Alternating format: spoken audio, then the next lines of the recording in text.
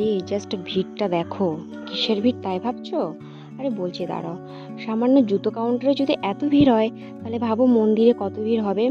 হে everyone, কেমন আছো সবাই? আশা করি অনেক ভালো আছো, আমিও অনেক ভালো আছি।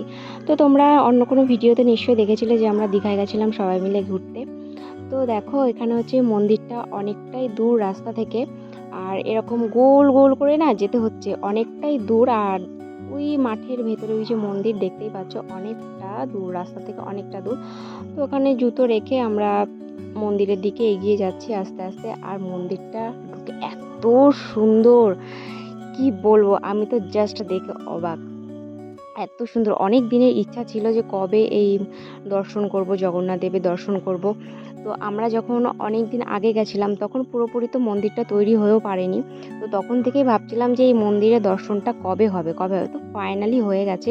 যদিও বা ভিডিওটা অনেক দিন আগেকার কিছু কারণের জন্য পোস্ট করা হয়নি, তো আজকে তোমাদের সঙ্গে শেয়ার করছি। তো দেখো মন্দিরটা জাস্ট ওয়াও, আমি কি বলবো, আমি যখন ভেতরে ঢুকি আমার কোনো ভাষা নেই বলার, এত সুন্দর। আর তুমি জানো আমরা যখন গেছিলাম তখন প্রায় শীতকালে গেছিলাম, কিন্তু এখানে একটু গরম ছিল না। আর এত সুন্দর মন্দিরের ভিতরে হাওয়া, মানে এই হাওয়াটা না গায়েই লাগছিল না, আর ঠান্ডায় একটুও লাগছিল না এই হাওয়াটা। তো এটা হচ্ছে ভেতরটা পুকুর মতো আছে, খুবই সুন্দর। আর শুধু মন্দিরটা একটা মন্দির না, এখানে অনেকগুলো মন্দির আছে, প্রত্যেকটা মন্দিরে অনেক রকম ঠাকুর আছে। তো জগন্নাথ দেবের দর্শন করে সত্যি খুবই ভালো লাগলো।